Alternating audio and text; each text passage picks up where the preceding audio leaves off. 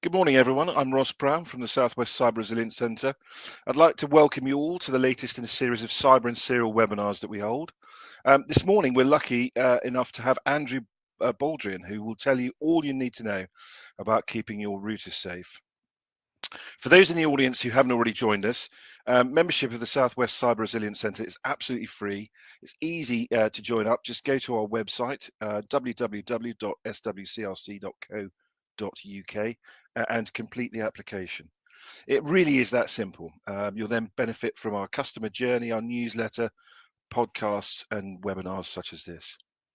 So, Andrew, you're really welcome this morning. And if I can just briefly introduce you without causing you too much embarrassment, Andrew's recently completed his master's in cybersecurity. In addition, he is an engineering leader and is certain that understanding security issues will become another required skill for industry. Keeping your router safe is an absolute must for those working from home and those businesses operating with a home router. Andrew this morning will take us through what a router is, how secure it is, how to change your router password to make it more secure, as well as giving guidance on how to secure your router. And just a couple of housekeeping points before I hand over to Andrew, if I may. Certainly, there'll be an opportunity for questions and answers at the end, and please feel free to ask those via the chat channel. There'll also be a poll that will come up, and I would invite you to complete that when it does. So, Andrew, as I say, you're really welcome. We're really grateful for you giving us your time this morning, and I'll hand over to you. Although very briefly, if I may, just quickly, and I'll go through the CRC and why we are here. We're a not-for-profit company aiming to protect SMEs in the third sector from cybercrime. We're a policing and private partnership with free core membership aiming to help businesses to protect themselves, and this is one of the things that we're doing. We're part of a national network supported by Home Office funding and police chiefs nationally, and we're able to provide services to engage small and micro businesses particularly. You can get more of those details from our website. And lastly, we're here to develop the threat picture. So finally, over to you, Andrew. Thank you.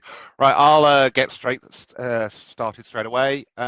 So the first question is, what exactly is a router?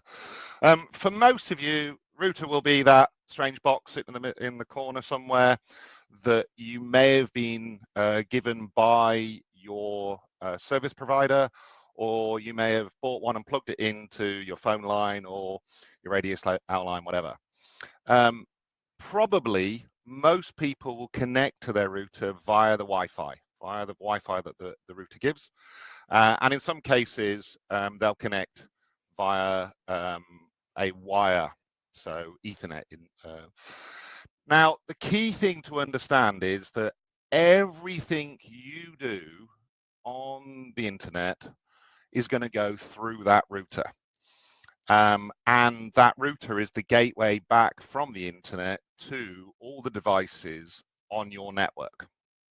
So the issue is very simple. If your router is compromised in some way, then potentially everything you do on the internet is compromised, and worse still, your home network or your small business network is potentially compromised. So keeping that router safe is kind of one of the first steps of making sure that your home network is safe. So there are three things that we're going to talk about today that can really help keep your router safe. So the first one is to change the default admin password. The second one is to change the default Wi-Fi configuration. And the final one is to update the firmware regularly. If you're already doing that and you're reading that list and you're going, yep, know all of those things, got it, know what I'm doing, then that's great. And to be honest with you, I'm probably not going to give you a great deal of additional information. However, if you're sitting there going, I don't think I've done any of those, or I've only done some of them, then I'm hoping that this will be an interesting seminar. webinar, I should say. And there is a link there to a more detailed page that will tell you all sorts of other things that you can do as well as these three. So before we start looking at how you secure your router, we're going to ask the question, well, is my router actually secure? Now, back in 2015, a couple of German researchers decided to ask that exact question. And what they did was they took the top 10 routers available on the market, and they said to themselves, look, when you configure these routers, the way you do it is you go to a web page that's on the router, and it looks like all the other sorts of web pages that you go to when you're using the web. So we know that web pages can be vulnerable to certain styles of attack. And so the question they asked was, could we use those same attacks to attack a router? I'm not going into the details of the different sorts of attacks, but fundamentally what they found was, well, yes, in a lot of cases they could. And what they also found was, if those routers had not had their default credentials, i.e. username and password, changed, then actually some of those attacks were really quite simple. So you may ask, well, that was back in 2015. Is it still a problem? Well, some of those routers are still available today. And if you had bought a router back then and you hadn't updated it with new firmware, then some of those issues potentially can still exist. And we have to kind of remember that router manufacturers are walking a very fine line, because they are trying to get as much features and security features, I guess is the same term, into a router, but they want to spend the least amount of money on the processor and memory. Otherwise, they end up with an expensive product. So they're trying to balance this out. And it may be the case that they're not aware of a particular vulnerability, and therefore we need to do as much as we can to, protect ourselves and help them. So another example of how our devices can be infected and be used, I'm going to talk a little bit about MyraBot, MyraBotnet. So the first question is, what the heck is a botnet? Very simply, a botnet is where a malicious actor of some description figures out a way to get their software onto a device that's sitting on your network. And then what they can do, if they can get their software onto your device, and whether that's a laptop or a router or a camera or whatever that's connected to the internet, what they're able to then do is use that device for malicious intent. Now, in the case of the MyraBotnet, they were actually attempting to do what's called a denial of service attack. And again, what's a denial of service attack? Very simple. If I've got, in this case, 200 to 300,000 devices that I can control, I can ask them all to attempt to, say, log in to a particular website. And when a real user attempts to log in, they can't, because all of these bots are flooding the poor old website with login attempts that aren't real. And so it effectively stops a real user from using that service. Now, in the case of the MyraBotnet, they attacked a games website and tried again to do a denial of service attack. It was also interesting that they also attempted to attack the infrastructure, some of the US infrastructure that actually helps run the internet. So clearly, you know, something fairly significant. Now, you would think that with a sophisticated botnet, that they had, you know, there was some magic means that they used to infect these devices. And in fact, the answer was not at all. What they did is they figured out two things. One, that they could what's called device fingerprint and actually figure out what device was on somebody's network. And then they simply went, well, let's see if we can log in using the default username and password of that device. And what they found was that between 200,000 and 300,000 devices they were able to literally log in just using the default credentials. So you might ask the question, which is, well, why should I worry? Well, let's say they logged into your router and they managed to log in using default credentials. Well, that means they're able to put malicious software on your router, not a good thing. But then they're also using your router to do an attack, which I'm sure, you know, probably most people don't want. So the question is, how do we how do we stop that happening? Well, it's actually really simple. The first thing you need to do is to make sure you've changed the default password for your router. Now, you know, I did a quick, literally, I think I spent less than 30 seconds quick looking around on the internet. We're able to find very quickly a list of default usernames and passwords for various different devices. If you have not logged into your router before, then you know you're going to need to go and find your manual and log into your router. In most cases, what that's going to mean is that you're going to go to a web page and type the URL in of the router, and it's probably going to be something like 192.168.1.1, but it'll be in your manual. And if you've never changed the password before, then the chances are you'll log in with that default password, which will be in your manual. And you're going to get a page that's very similar to a couple of the pages that I've got on the screen. They're just examples from various different routers. Now, none of the routers are, you know, standardized. So depending on the router and the manufacturer, they are going to look slightly differently, but there'll almost certainly be something that says change your password or change your login configuration or something of that nature. And you'll normally have to put in the old password, and then you're going to put a new one in.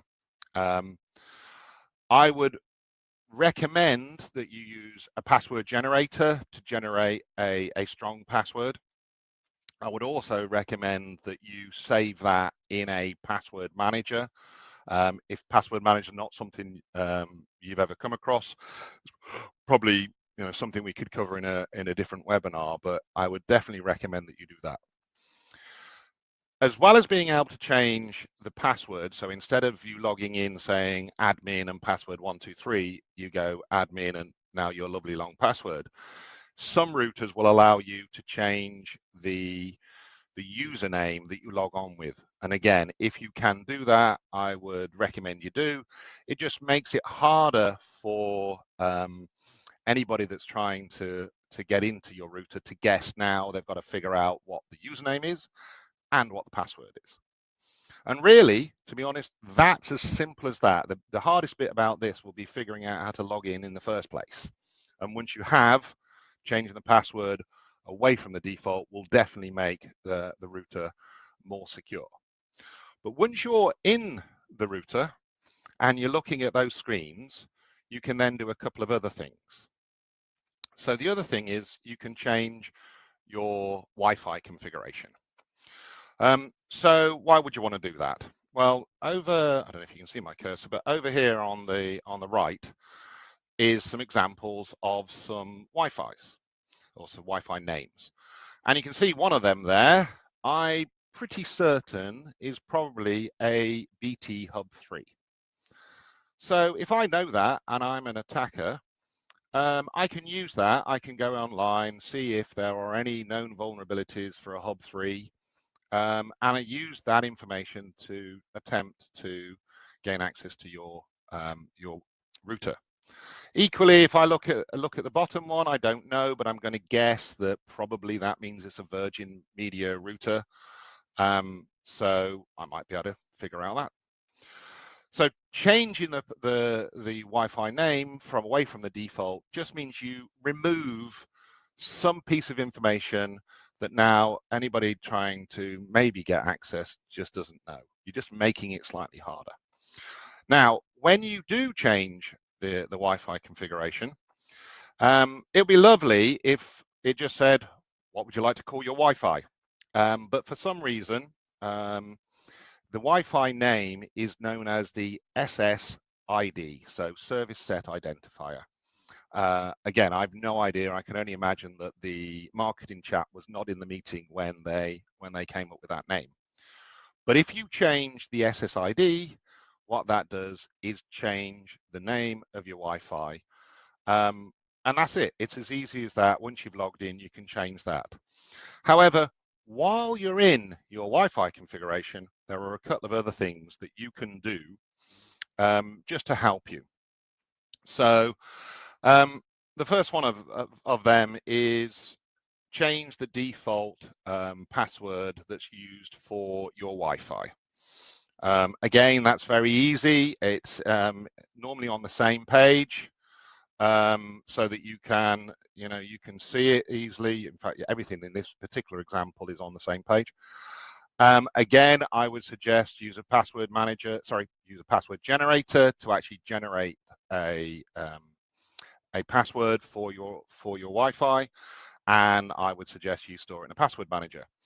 I know that many routers will have a little either a sticker or something on the back that says this is the Wi-Fi password, and maybe even this is the administration password. My personal feeling on this is it's not a great move to advertise all of those things in a well-known place. So I wouldn't put them on the back of the router, but I probably would make sure that if people that work with you or people who are in the household need the Wi-Fi password, you can give it to them. But I'm not sure I would put it on a big sticker and let anybody that walks into my office know my password straight away.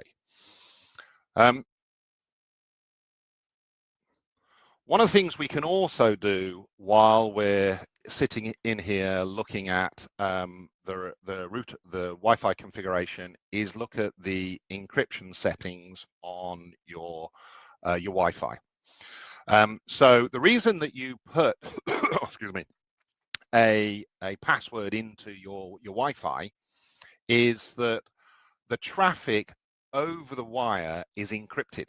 And so what actually happens is that password is used to generate a key, and you have a key, so your phone or your tablet will have a key, and the router will have a key, and your phone will encrypt the data, pass it over the air, the router will receive that information, it will use a key to decrypt, and if they're using the same key because they've got the same password, then they'll be able to communicate.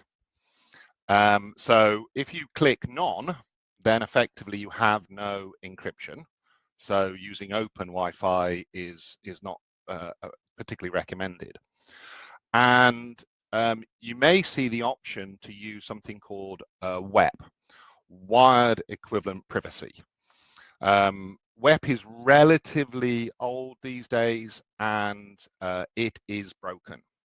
You can download software that can monitor a Wi-Fi network that's using WEP and actually figure out what the Wi-Fi password is and then connect to that Wi-Fi.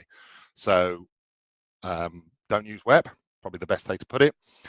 If you can, choose WPA2 with AES, and even better, WPA3. They're simply more up-to-date versions of the encryption algorithms.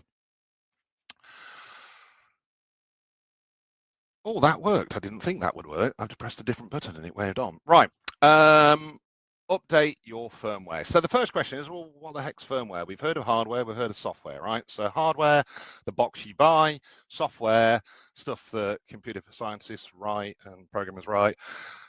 Firmware is the software that's put onto the device, is burnt into the device so that when you switch it on, it starts working. But in the same way that you can update your phone, so most people are used to getting a new version of iOS or Android, you can actually get a new version of the software that is in your router. Now, why is that useful? Well, if the manufacturer finds a vulnerability, then they're very likely to want to fix it, and then they'll put out a new update of their firmware. They may also add, other defects that they fixed or other features. So keeping up to date is really very useful. It can be scary though when you're looking at some of these configuration pages as to what you've got to do. But again, if you've logged into your router, you've done all those first things and you're starting to get used to it, take a look and you'll find a page that says something like firmware update. And it's very easy. You just click on, well, let's check to see if there's an update available. And if there is, update your firmware. And, this is something you probably ought to do regularly. So every few months, just check there's not a new update. And what it will mean is that if there are any issues, known issues with your router, you will be able to get them updated. And you'll be hopefully more secure. So what have we gone through? Well, in that slightly whistle-stop tour, we've really looked at three things, right? First of all, how to change the default router admin password, right? Very easy.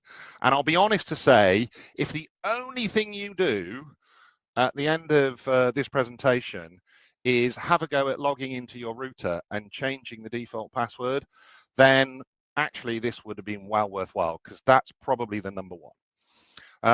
But we have talked about how you can change your Wi-Fi configuration, making sure that you're not using the defaults and you're not using a weak encryption. And we've also talked about how you update your firmware so that you can keep yourself or keep your router up to date and safe. And again, if you're sitting there going, oh, blimey, that's a lot I should be doing, it turns out that really very few people are doing all of these things. So this was a survey from 2022. And what it really shows is, well, actually, that still a significant number of people have not changed their default password. And really, very few people are actually updating their firmware. So going back to those original reasons why these sort of attacks work, it's because those numbers are so low. And so if you can do this, you really will help yourself be more secure and, more importantly, keep your router safe. So I have at the end just put some references in. That's really to make sure you don't have to believe me. You can actually go and take a look online and see either the results or of some of that research, or actually some really good advice on how to do your router security. So it's not just me you're listening to, but you can see it's somebody else. And I think with that, with a second to go, I'm finished. So hopefully that was useful. Thanks, Andy. No, that was absolutely fascinating, and it's actually engendered quite a lot of questions. So we'll try and sort of beetle through those. I don't know if you can see the poll, but 65% of the audience have answered it, and I don't know if that you can see, but 4 have said in relation to the question, how secure is your router at home? 4 people have said they've no idea. 6 of people of the respondents have said I've taken some security measures, and 6 have answered as secure as possible. So I think that's quite encouraging, and hopefully those people with previously no idea will now have some idea after this morning's presentation. So that was really useful. Excellent. If we can go into the questions, as I say, I'm not sure if we're going to get a chance to do all of them. Matthew's asked, and I hope I'm going to get this right, but potentially not LastPass right now. I don't know. Does that resonate with Does you? that mean something? Yes, that's just talking about password managers, and if obviously some people are aware that LastPass has had some issues, so I would probably agree with that statement. But fundamentally, I would recommend, if you are, well, to use a password manager for storing your passwords. There are many on the market. I'm not going to recommend any right now, but the reason for saying not LastPass, really down to the fact they had an issue, and some of their data, for some of the customer data, has been available on the dark web, is probably the best way of putting it. Okay, thank you. Matthew's also asked, do you recommend hiding the SSID name? There's actually quite a lot of debate around that one. So the issue is that if you've got any form of a sniffer that's sniffing the Wi-Fi, hiding the name makes no difference. I can get access to it. So all you're doing really is making it harder for your users and not necessarily improving things. Much better to make sure you've got good, you've set up the right set of encryption, you've got a decent password, etc. So use those tools is the normal response for that. Okay, thanks, Andy. Bill's asked, can he have a copy of the slides after this?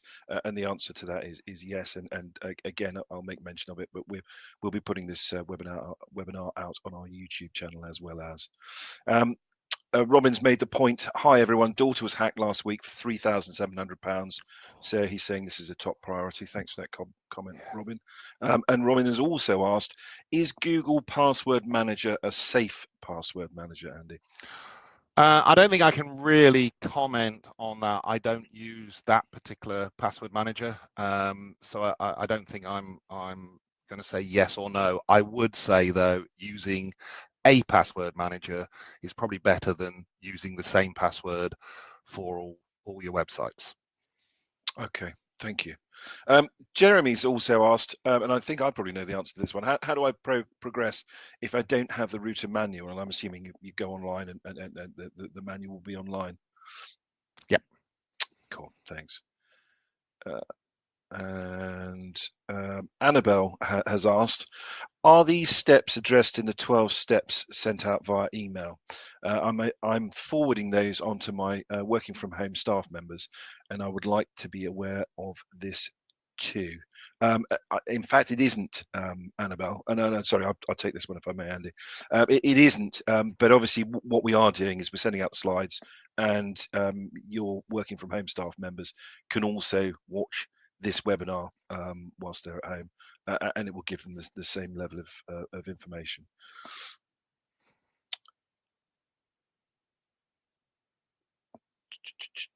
Sorry, another question from William. How about Wi-Fi boosters using electrical wiring? Presumably, it will be using the same router, so this may not matter. I was given an old TP Link 500 mega booster. Yeah. So yeah, so absolutely. So effectively all those devices are doing is turning normally in the case of these the power wires in your house into a transmitting medium. But the problem is they're talking back to the exact same router, and if you haven't secured your router, then the fact that you're using not using the air but using your wiring doesn't make any difference at all. Thanks, Andy. I am conscious of time, and we are being inundated currently with questions. What I can say is we'll come back to you with answers to those. I'll put them to Andy offline, and we'll come back to you with answers. So apologies for not having got everybody, but it's so good to have such an engaged audience. Thank you. That's it for this morning. Thank you ever so much for watching. Thank you for taking the time to come in and find out. Andy, thank you so much for your time. And I'll just leave you on the fact that you can join us if you're not already a member. Core membership is absolutely free. Go to our website. You've got the details there. So thank you so much for listening, and stay safe out there.